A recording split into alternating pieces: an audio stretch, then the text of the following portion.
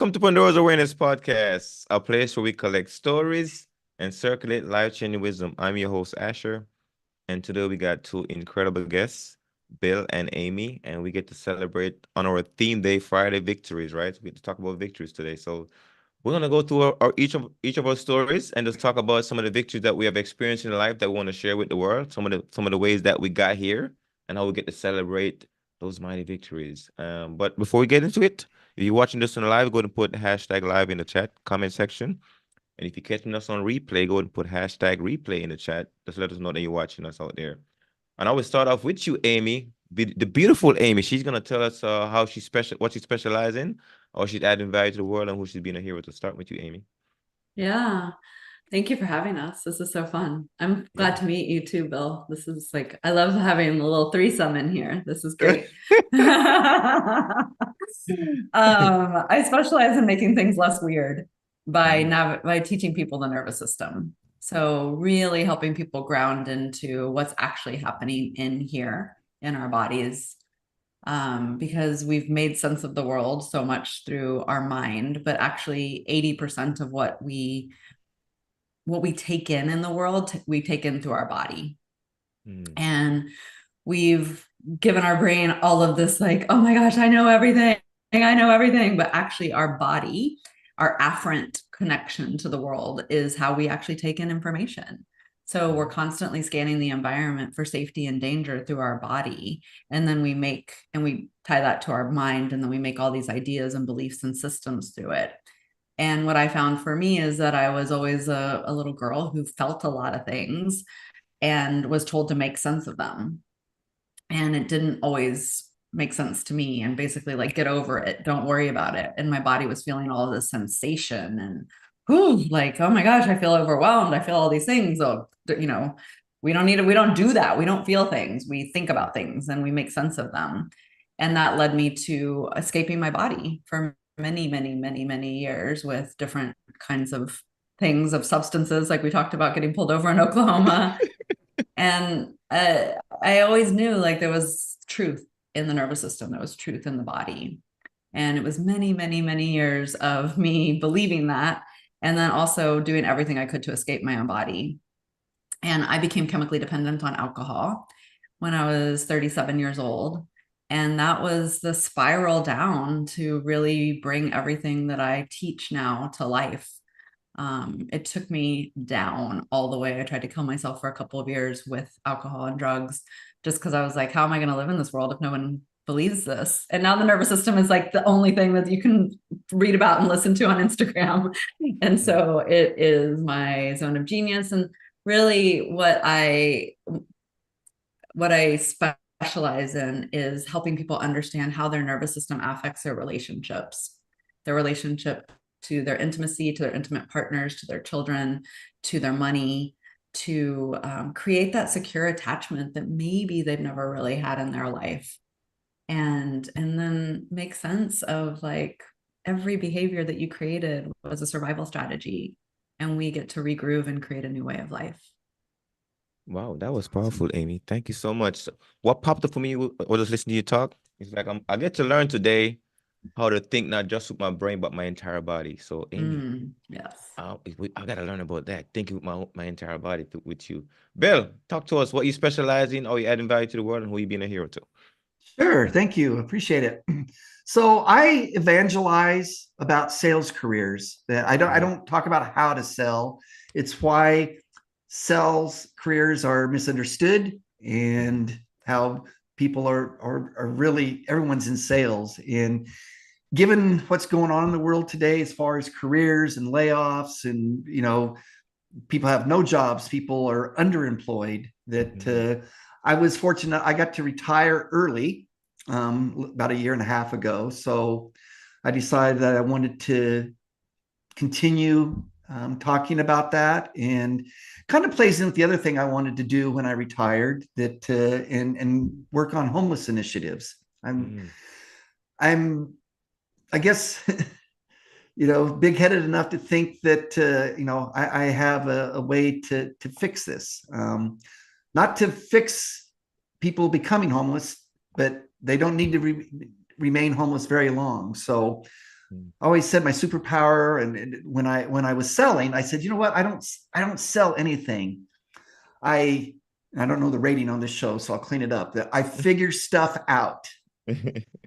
It's, when I was selling, it's like I didn't convince anyone they ever needed my product. It's I found people who were already in the market and then showed them why I was the best reason, the best option to do that. And the same thing on the homeless initiatives is there's just some things that can be done today that can get people off the street very quickly. And because there's so many things that are happening, the not in my backyard movement, and the people that think people are homeless because of their own fault. So yeah, I went through some similar things, back in the day that I went through a really rough divorce, and gave up my dog and headed to a bridge, and luckily got stopped and rebuilt my life, and was able to do a lot of great things because of what I was able to do in my sales career. And so now I'm trying to do that full time. Yeah. Well, thank you, Bill. I love that. We got some victories to talk about today. I can see where you guys have hit some valleys and some mountaintops, and you guys understand the journey. So, that's a good start off. So I'm gonna go jump into your story, Amy, if you don't mind. If you wanna celebrate on Friday, what will be your first victory to start off with the sharing with the world, to have a Mm, conversation with the world around your victories? yeah. But I've got all this stuff stirring about what Bill was talking about too. So I'm just like, hold on, I just gotta like settle in a bit here. And Mm, um yeah, so I mean, just personally, a victory that I would like to celebrate today is like being here in New Orleans during Jazz Fest, which is something that I've been doing since the 90s. Um, and being so in my body and so aware and so conscious and so just dropped in to enjoy the frequency and the vibrancy of like why the jazz festival started, and all of my friends that are out there still doing the things that they do, and being able to connect with them so deeply and so intimately from this place of embodiment where 10 years ago it was so different, so completely different.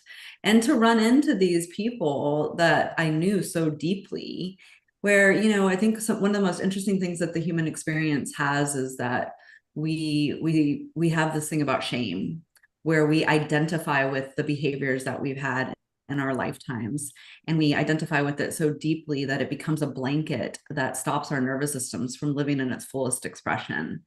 And we worry about what other people are thinking, and we're scanning the environment like, oh my god, if they see me, the thing I did last time, and oh my god, I'm so embarrassed, and I feel so guilty, and I feel all these things. And I've literally retrained and regrooved my nervous system that where I can just look someone in the eye and be there with them so deeply, despite all of the things that I used to behave in.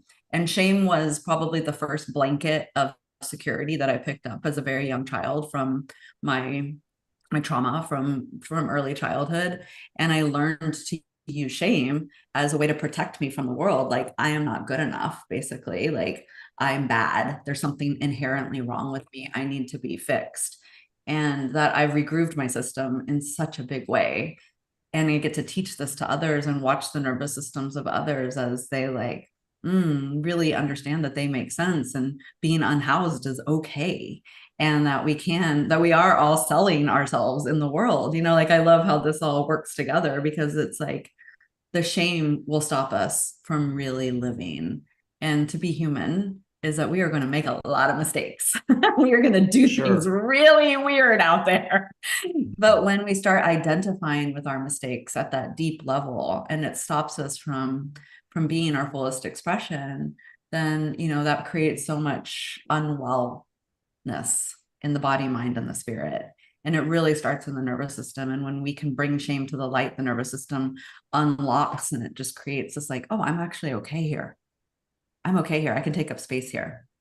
And so I really want to celebrate that today. Just the other night, I ran into some people and I was just like, oh, this feels so good to see you. And I know that like there's something weird here because I can feel it energetically, but I'm not going to stop being who I am.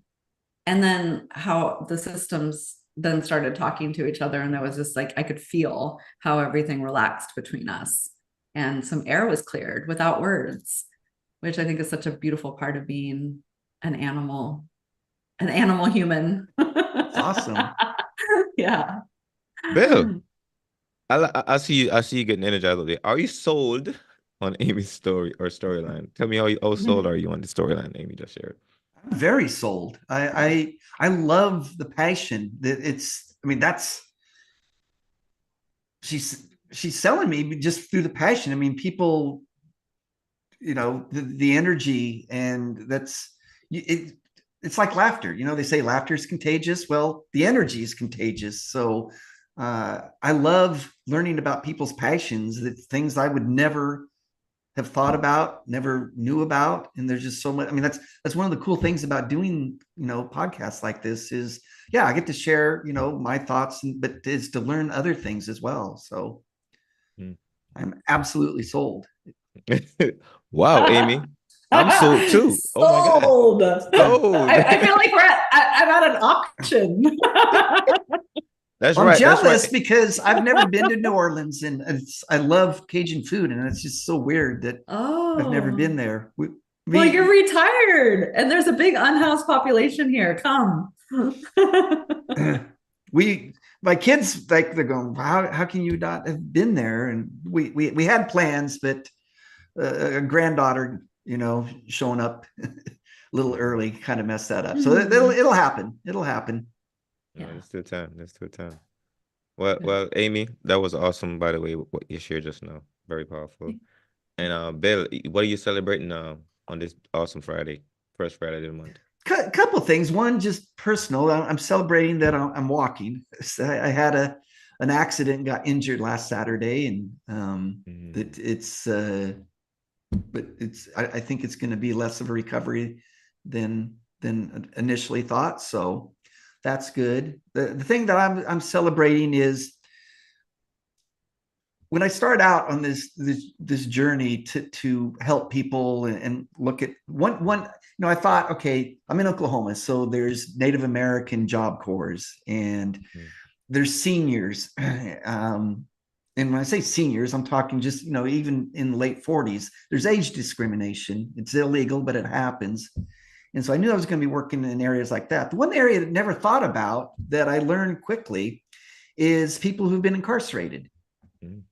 And so I discovered some organizations that work with that population.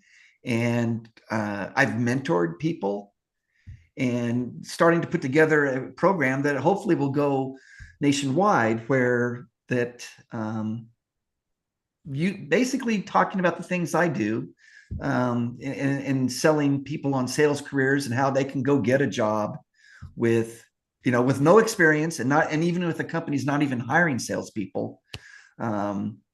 Just the message that someone who has been in prison or been in jail can become just even more powerful. And the gist of it is like, you get in front of somebody that's hiring, someone who can say yes. Don't go through HR, don't recruiters, but it's like, hey, this is what happened in my life. I want a better future for me and my family, and I figured out that selling your stuff is the way to do it.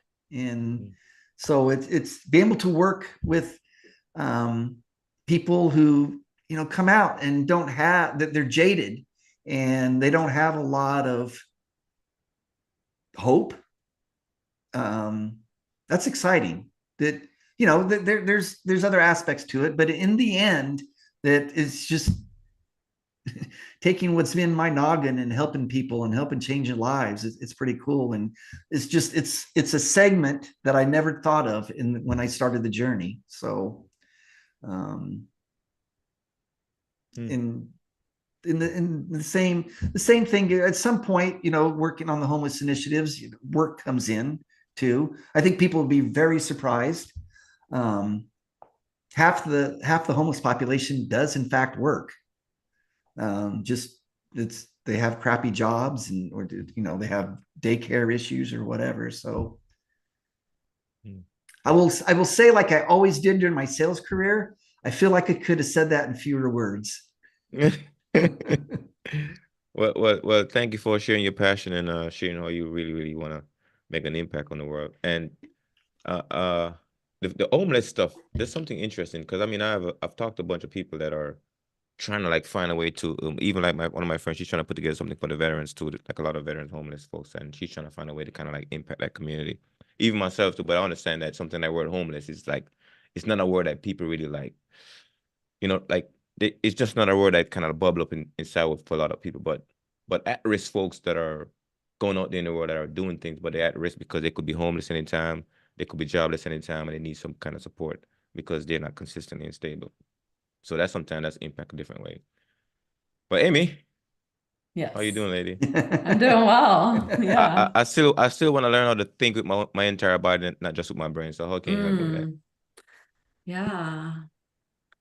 Well, that's an interesting question because, you know, has so many things to do with so many different things. So, like, something that I've learned through the many years of being in this practice is that especially a very masculine man has more trouble even accessing, like the nervous system will actually freeze if I ask a very masculine man who isn't in touch with how he feels, and suddenly I'll notice that like a freeze comes over his prefrontal cortex where he has no access to tell me that, like it just doesn't land. And so when I teach a lot of men are in my spaces. And so when we're first starting the process of just learning that you have a body and that there's sensations happening in your body all of the time, I'm very direct with like, hey, what's going on with your thighs right now? Do you feel anything in your thighs? And men will be like, what? Like, no, I think a lot, but like, I don't feel anything in my thighs. Right. And so there's this beautiful awareness where we start to notice what's actually happening. And so if I started talking about unhoused people to Bill, and I'm like, oh my gosh, the unhoused population. I lived in San Francisco for many years. Like, I really get it. So now he's opened, right? Like you noticed his system changed a bit. He nodded. And I'd be like, you just tune into your heart space, maybe put a hand on your heart and just really notice what's happening in your heart when we talk about the unhoused population in San Francisco. And now you notice he bit his lip. Like more sensations are coming into his body, like something opened in him. Electricity started to come up, energy started to rise in his body, his face lit up, right? So like his body is telling me that he's actually like listening more deeply, like I touched a softer spot. And then that might be able to give you the ability to maybe say a little bit like, oh, it feels warm around here. My heart started beating faster. I'm noticing, I don't know, I feel a little uncomfortable, right? And for very masculine men that maybe were taught it wasn't right, it was too girly or too, you were, especially men over 40 that grew up in Texas, like where I grew up, or California was a little bit different, but not much. Like there's a way that we raise men that doesn't give them a lot of access to talk about these things. And I'm so passionate about it because a man with an erect spine and an open heart is going to change the world with me, right? Like that is everything. And so really creating familiarity with all these sensations that are happening in the body is the first step, and noticing and naming it. And that could take up to a year with a lot of people, right? Like learning to feel life through the body when you were told like your feelings don't matter, it's just your thoughts. Like go out there and change the world with your voice and your thoughts and your da-da-da-da-da. It's like we don't actually listen to anyone when we're in a freeze response, right? We don't actually listen to anyone when we're in a sympathetic response. So when I've been in sales my whole life too, Bill. And so it's everybody, like, yeah, I mean, I worked at Sonic Drive-In and I was making like $1,200 a week when I was 16 years old because tips. I mean, it was amazing. And I was like, how you lose someone so quickly with your energy is a real thing. And they stop listening to you. And so a big part of learning the familiarity of what we used to call in the 90s nonverbal communication. Well, nonverbal communication was really like the nervous system is always listening. And when you learn to match your energy and your body to your words, you're going to close every sale for sure, because you're actually meeting the other nervous system where it's at versus where you want it to be. And you're able to lead them to where they want to be, right? So like an incarcerated man, I love what you were sharing, is like you're actually instilling some faith and some confidence into their nervous systems. Yeah. And I actually think faith is even like deeper than hope, because hope is of the mind and faith is of the body. And like when I have faith, I'm just like, I will not be moved from here. When I have hope, I can be moved pretty easily because I'll get caught up in the distractions. But when I have faith, I'm like, I'm not going anywhere. Like you can feel the difference. And that's, to me, freedom, right? Like when we can learn to be so deeply in there where we're like, I'm not going to be moved from here. Like I'm here for it. And that's felt from the other nervous systems. It creates a safety and a connection that is what our bodies literally crave as human animals. We always say connection is a biological imperative, and we actually connect through our bodies, not our minds. But our mind is in service to our body, right? Like we work to get our mind to be in service to our body. It's just like, go work out, go work out, go work out. But the body's like, I'm not going anywhere. It's like, okay, but we're going to train the mind to say like, hey, you're going to feel so much better when you go for a 15-minute walk. Oh, okay, that's right. And then the mind starts giving the evidence. Remember the last time I went for a walk? Oh yeah, okay. And then the body follows the mind. So we teach the body, in my teachings in Regroovin, we teach the mind to be in service to the body. Wow. That's I'm gonna put you in the teacher seat then, Amy, because I'm curious to know like what taught you all of this wisdom and this thing that you're sharing right now. Yeah, I think a lot of it was what are who? Let me go there. Let me Yeah, give you both. that's a great question. I think a lot of it was my lived experience of just being someone who felt the world before I listened or saw the world. I was always interpreting the world through my body. But then when I noticed that I was leaning into alcohol and drugs to escape my body, then I started studying trauma. And I knew that I had a lot of trauma, and I knew that I hadn't actually dealt with it. And I kept going to talk therapy, and I was just talking in circles. I was like, I'm not going to get anywhere this way. And then that led me into body practices like yoga, breath work, but way before it was cool. Like in the mid 90s, I started doing it. And then I was like, oh, the answers are in here. And then I went on a whole path of studying the body and studying trauma. And then I started getting connected to people through like Stephen Levine and Peter Levine and Stephen Porges, and like the people that were actually on the forefront of trauma lives in the body and in the fascia. And so I started learning about that in the 90s. And then it's just built and built and built and built over the years. And then becoming chemically dependent on alcohol like was the thing, because all the 12-step programs and all the treatment centers were trying to change my mind. And I'm like, that's not going to work. Like we need the bottom up here. And so that's when I started my body of work called Regroovin, and was like, there's another way. And I've been teaching it ever since. So 8 years. Well, congratulations. Sound like you found your purpose, my friend. I did. Yeah. So cool. Bill, are you sold on our storyline again? I love this question. I admire it so much because I don't know if it's the same thing, but I've always been a person who wore his emotions on his sleeve. So I guess I was a guy that didn't have a problem just, getting mad, crying, whatever that, the Mavericks lost. I cry, but you know what? I cried at the end of Notebook. I'm not ashamed to admit it. So, that personality has helped me in my sales career too, because I'm very self-deprecating. Actually do stand up, on the side, but even just everyday persona that I remember, one of my bosses says, and it wasn't a criticism. They just said, you might tone it down a bit because they may not, take you serious. And I go, it's like, it's served me well. So I would show up. So for 20 years, I sold IT services. Mm-hmm. I knew nothing about it. Not clearly over the course, I learned a little bit but I had no problem, saying, no, hey, I'm the idiot salesperson. Here's, Bev, who's a sales engineer. The easiest part was that, and this stuns me, and it's something that, comes up in LinkedIn pretty much every week. And it happened to me every single week of my career.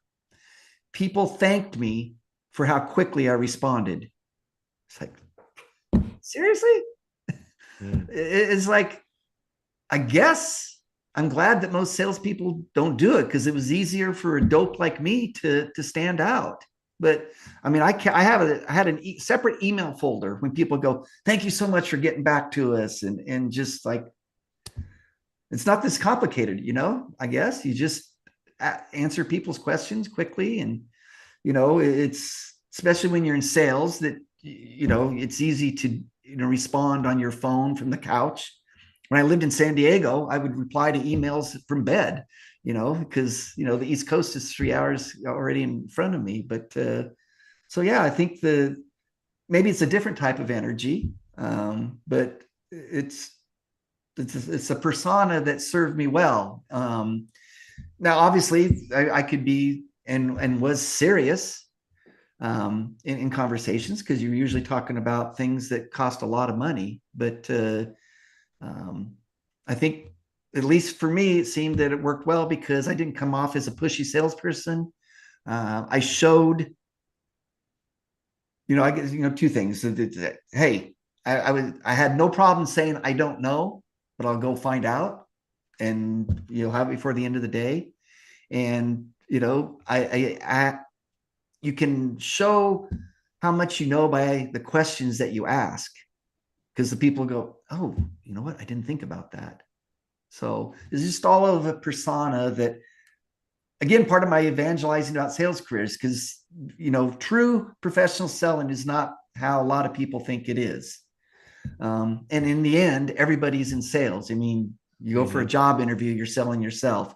You ask someone out on a date, you're selling so I'm just trying to make it more of a, career that, deserves respect. And it's a way for people that, there's no barrier to entry for you don't need experience. You don't need a degree. And there's people that are making amazing amount of money that just came from nothing. That's why when I do work with people like those that have been incarcerated, it's like, their options otherwise are not that great. Mm-hmm. And so instead of making, $12 an hour driving a truck or whatever, you literally could go make, a couple $100,000 in a year or so. And the beauty is that, I use myself as example, that I got jobs with companies that weren't hiring. I went out and created my own sales job and sold it to a company. So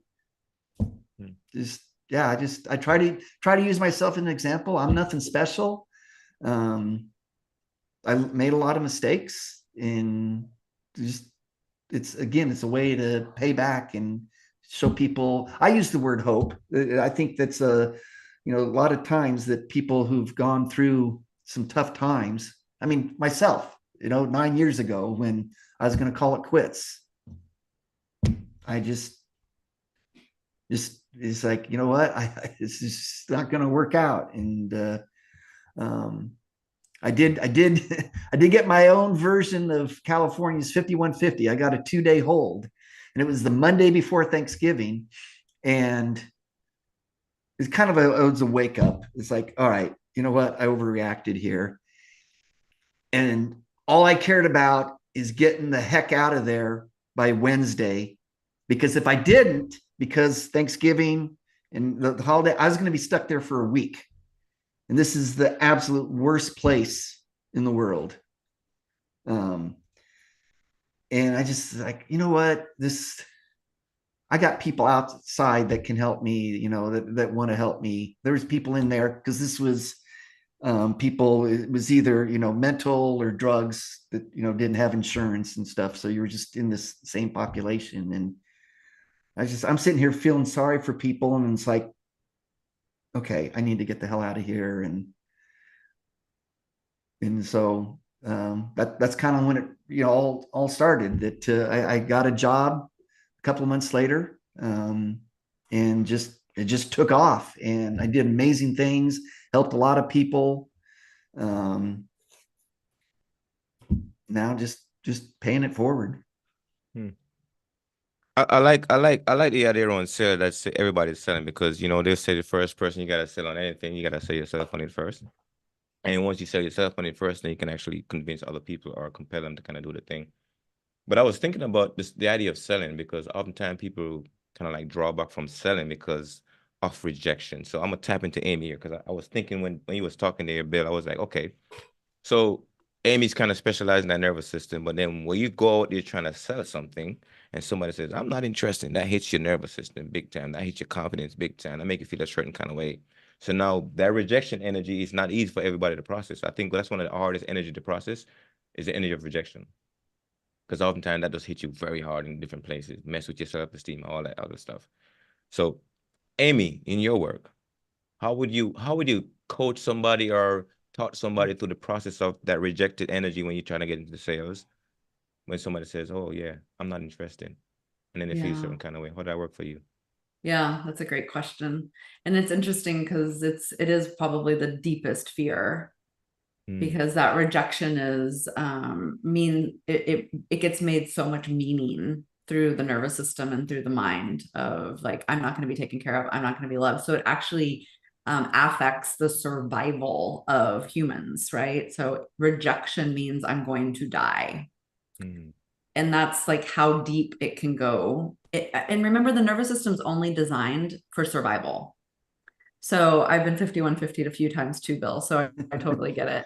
And when you're in there, you're like, oh my God, I'm going to die in here. Like, all I need to do is I need to get out. I need to get out. I need to get out. So you start to just think of that. Rejection basically goes to, I'm going to die. No one's going to take care of me. No one's going to love me. The things that like we need as humans to live. And so the first part of understanding rejection is like, it makes sense that you're feeling this flush of energy come through your body that's causing your heart to close and your blood pressure to rise and your throat to close, and you to kind of be bracing for impact, and your shoulders are coming up here and you're like, oh my God, danger, danger, danger. There's two ways that the body responds when that happens. One is it goes frozen. It's called a dorsal vagal collapse. So mm, basically the body's just like, oh my God. And then the person's just like, okay, thank you, bye. Right? Like you're on a sales call and you're just like, oh, frozen, bye. Right? So that's a way of protection.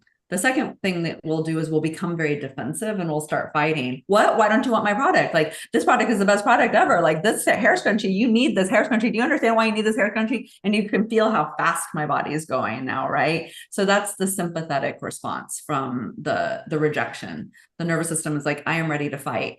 The third thing that the nervous system will do is be like, oh my God, okay, they don't want me. They don't want me. Okay, like, thank you so much for your time. I really appreciate it. And like, especially you'll find this a lot with feminine bodied women, where they'll just be like, I'm so sorry I bothered you. Please, please forgive me. And then like run out of there. mm, And all of this is coming simply from survival. Like, our animal body is just like, oh my gosh, I'm in danger. I gotta go. And so, how I like to play with learning how to hold the frequency of quote unquote rejection is first establishing what the nervous system does for each different individual. And every individual is going to have a different response to it. So, I have what I call regroove and role play rooms, where we literally role play rejection together. mm. And so Interesting. so I did this a lot when I was in sales. And so I was just like, oh, I can bring this over to my nervous system work. It's so fun. But literally role playing, like, you're going to go out on a date and you're going to go ask this person out. And like, they're going to be like, hell fuck no, I'm not going out with you. Excuse me. Am I allowed to say that here? You But could. like, yeah. But like, and to feel that, for someone to like feel, oh my God. And you'll see them, even though we're in a role playing room and everything's fully safe and okay, you'll see the nervous system go into their automatic response. Sometimes people will just start crying. And I'm like, we're safe, we're okay. But they get to feel how their body responds. to these types of scenarios. They're going to look for a new job. No, you're not the one. No, you're not the one. Right? Like we put ourselves in these situations, and we get to walk through the different stages of the nervous system and how you respond to all these different things. And if you're deeper in the work with me, then we trace it back to the original incident where this behavior started. Because we're not born with nervous systems that don't want to be flexible and easy. Like you have a new grandchild, Bill, right? Like this, like that you can just see the flexibility and the ease of this child is just like a little light being of like anything's possible. But then as we start to be emotionally and physically traumatized in whichever way, there's no way to avoid trauma. There's just no way to avoid it. We're all going to be traumatized in some kind of way. Then our nervous system actually starts to develop the defensive and protective survival strategies and coping mechanisms to keep us alive. And remember, the nervous system doesn't have a prefrontal cortex, so it's only designed for survival. So rejection says you're going to die. Then we need to get the mind like, oh, actually, this is just my body responding to survival. I'm not going to die. I'm okay here. And then we train the mind to be like, rejection is actually the best thing that happened for me because that wasn't the right fit. And then we start with the mindset work after we've attuned to where the nervous system was stuck and the original incident that created that response in the nervous system, to understand what happened. And in my work, because I'm so trained in the trauma, it's like we never have to go deep into the traumatic incident that happened. We can just kind of float around it and like identify it and be like, oh, that's the one. And then I'll bring someone gently out of it. And then we'll start to practice in the role play room again. And it's beautiful to watch what happens with someone because they get the job, they get the date, they start to have healthy conscious relationships because they understand that they make sense rather than shaming themselves for how they respond to quote unquote rejection. Wow. So we got to talk a little bit here, Amy, because a lot of stuff showing up for me. So I was thinking about it because I realized that, you experience something, right? And you got to transform the experience. But oftentimes the energy, the experience is trapped into something negatively labeled, right? And then you got to figure out like, okay, so that negativity, that energy reserve, like you just kind of snatch the energy and reserve it somewhere under some label that's not useful. So then how do you transform that experience into something useful to move again? Because now with that trapped energy, like, oh yeah, I feel like I don't have any energy now because I just got rejected. Like nothing is moving. But then you think about it differently, and now you're like, oh, that energy reserve is unleashed. Like, oh, I got energy again. What has happened? Mental shift. So then how do you kind of like navigate, I'm gonna help you unleash that reserve energy that's trapped into a label that because of the rejection caused you to be there, but it's not really true. Then how do you kind of like coach that person through it? Like, let's unlock that energy that's stored into that wrong label, right? To put it into the right label so you can kind of make it more effective. Yeah, I love the way that you're talking about it. So I would talk about the energy as like frequency. The frequency gets stuck in the wrong groove, right? So everything's like a groove in my world because it's called regrooving. It's like, oh, the frequency's stuck in this groove that's just telling you like I'm bad, I'm wrong, I did it wrong, da da da da da. And it's life force energy, Asher, like life force energy that's like trapped in there. And the whole reason of regrooving is to get the spiral body of the energy moving again so that we can actually start to live in our life force energy. So it's first realizing that the life force energy is trapped. Now, what the nervous system is going to do is be like, no, keep it there, keep it there, keep it there, because it's way too scary to bring it out because we're going to get rejected again. And so from there, that's where the attuning is really necessary to be like, what happened last time? Because the brain is just going through the Rolodex or the card catalog of information of experiences, behaviors, and times that you remember in your lifetime, or that's intergenerational trauma that's happened in your family system. Like it doesn't matter. It just goes for all that information. So it's like, no, no, no, no, no, no, no, no, no. And we sit with all the memories that come up sometimes so that we can be like, it's not happening right now. And one of my favorite tricks that we can just give right now is that my body's scared and I'm not. My body's scared. I'm not. And that brings the prefrontal cortex and the sequencing skills, the smarter part of our brains, back online so that we can be like, oh, this energy is trapped.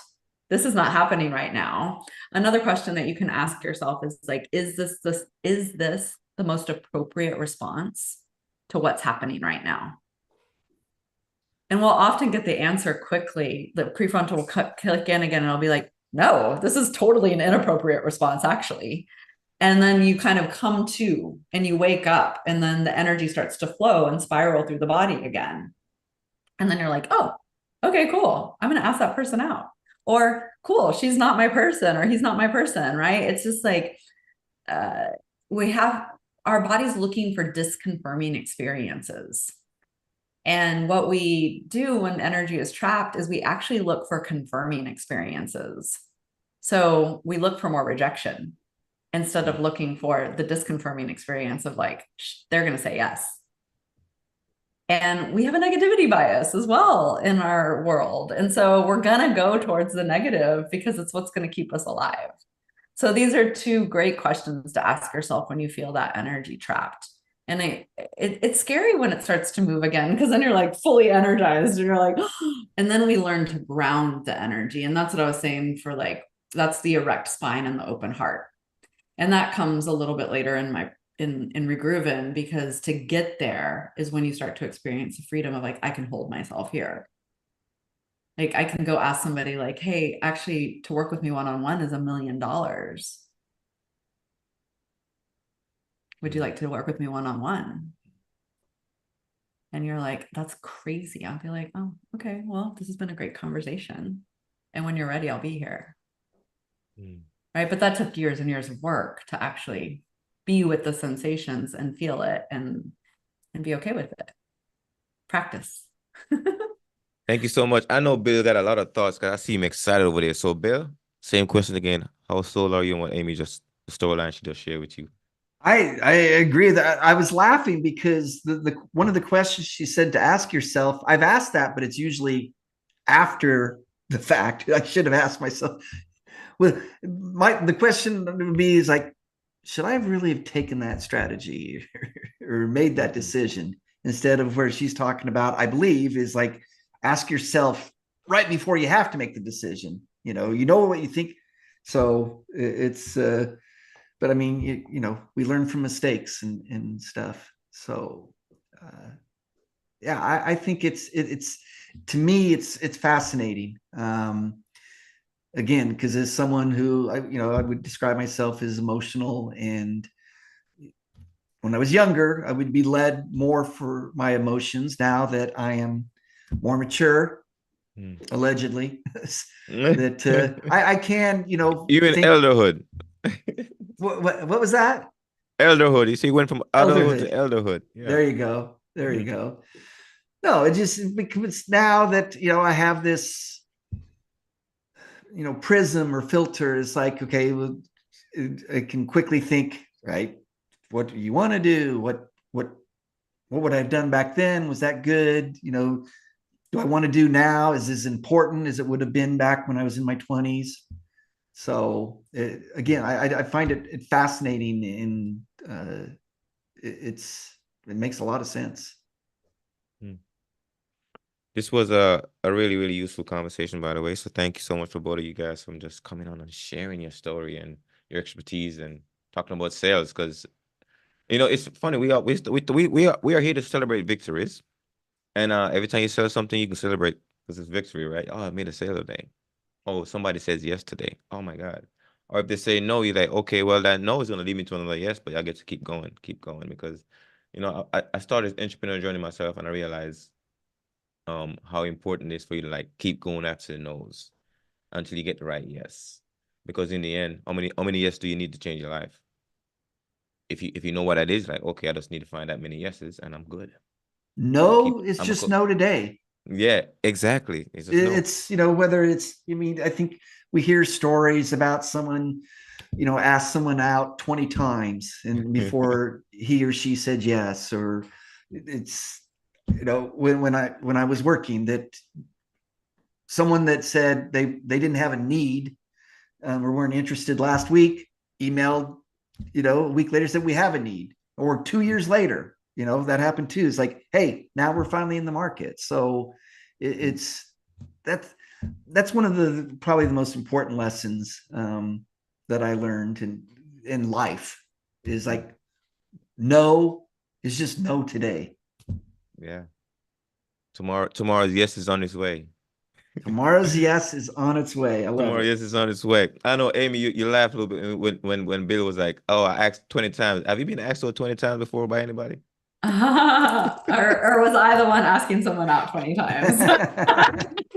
I don't know. I'm just asking. You chuckled when he said that. I was like, Yeah, well, persistence, Persistence, persistence. Of course, of course.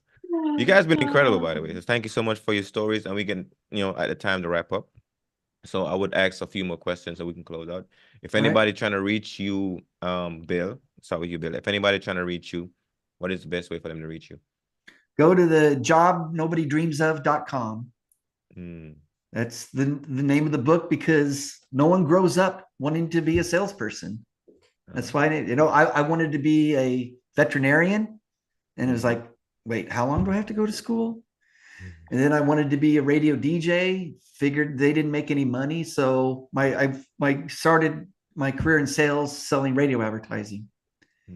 And then I went into technology sales. And then right after 9/11, had all these worker retraining programs. And I started thinking, it's like, they don't lay off salespeople.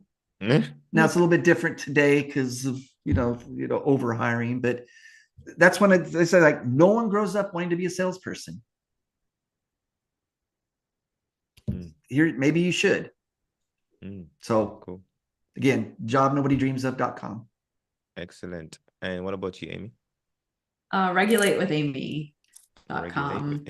And also on Instagram. Instagram's a great way to get to know me, and Facebook, because I do a lot of video work. And so regulatewithamy.com and Regulate with Amy on Instagram, LinkedIn, Facebook, YouTube, all of the places. Yes. Cool. So Amy, what is your biggest takeaway from this conversation? There's so many. I mean, I loved how we started with just like, I do think like normalizing and naturalizing that we're all always selling ourselves, because taking the dirtiness out of sales is so part of why I choose Regrooven as well. It's just like, it's not dirty, but that nervous system response is like, they're trying to mess with me. They're going to take my money, that fear. And I think that actually selling is a very connective experience. So I took that from today. It was fun. I love the framework that you put the energy is trapped.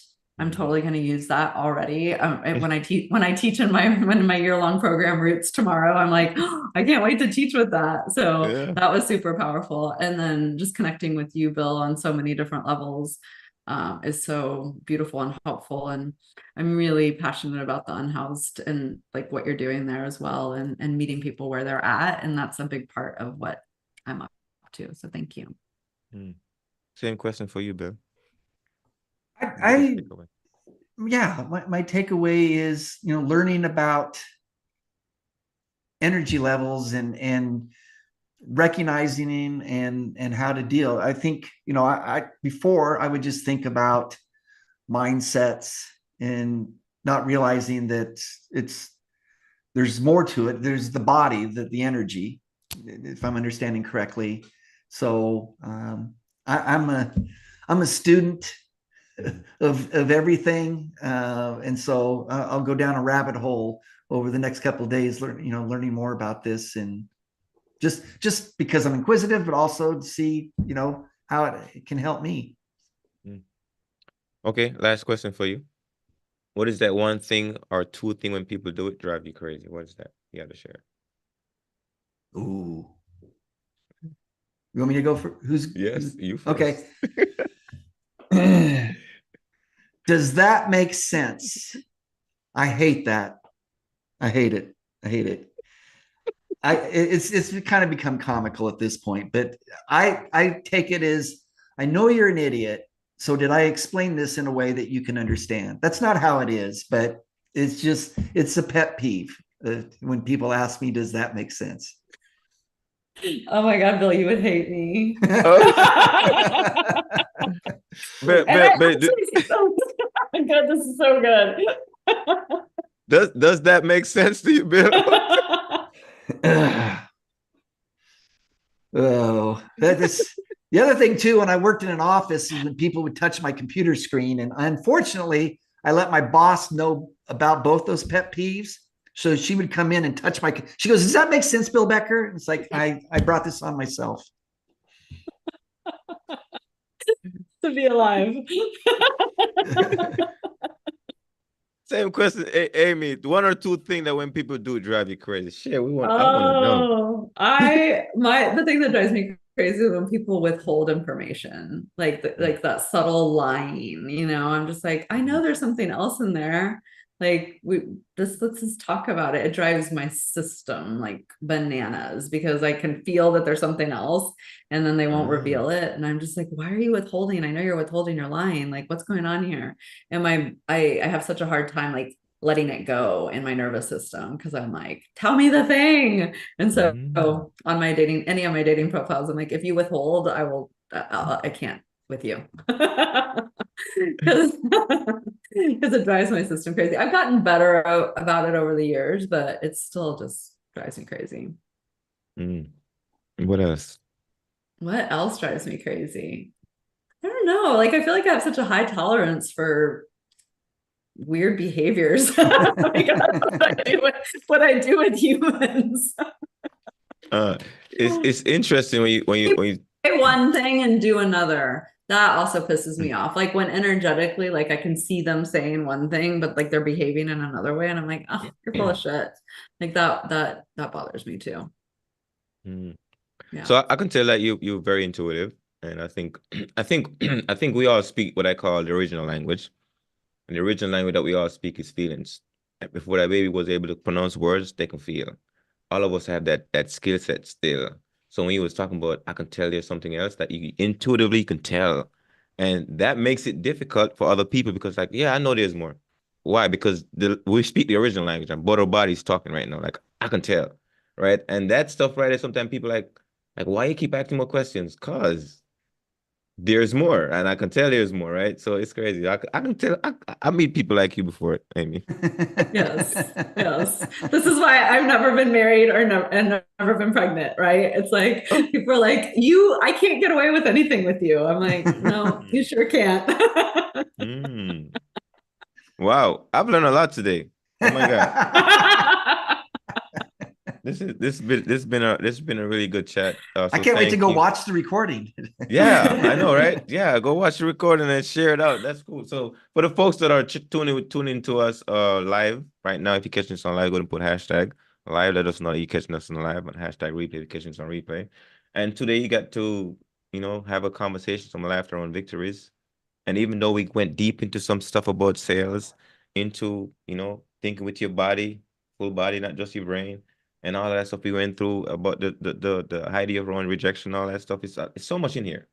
So much in here. And I got so much value from this conversation. You got any last word, Bill? You feel like you got something else to say. I can feel it. I'm intuitive like Amy right now.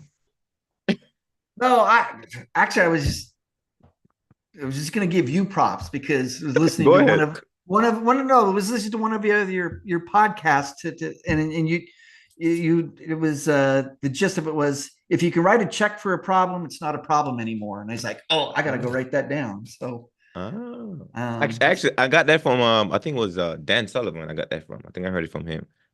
I gave you credit for it. So I'm gonna give him credit too. But yeah, I love it. Yes, thank you so much. You caught that one, huh? Yeah. If it's not a problem, you can write a check for it, right? And I want to be in. That's the world I want to be in. I want to solve a problem that you can't write a check for, and oftentimes those problems are personal. And you did say the rest of that. To give you it was this was not materialistic conversation that you had. It's just like you want to dig into the deep problems. So loved it. Any last word, Amy? No, this is like such a delightful way to spend my afternoon. Yeah, I'm not usually like so on at this time of the day. This time of the day, I'm like, okay, I'm done working, and I just feel so energized. And this has been so lovely to connect with you. And yeah, Asher, I watched several of your videos and just everything. And so thank you for being up to what you're up to, and thank you for like taking the extra moment to let it digest before you ask a question. It's really well done and thoughtful and who you be. And I can feel that. So thank you. I believe it because you a feeler. Yes. And speak the original language. I do. Speak I it all speak the day. original language You speak the all original day. language. All day. All day in this body. All right, folks. Thank you so much for the generous use of your time, watching and conversating with us. With that, make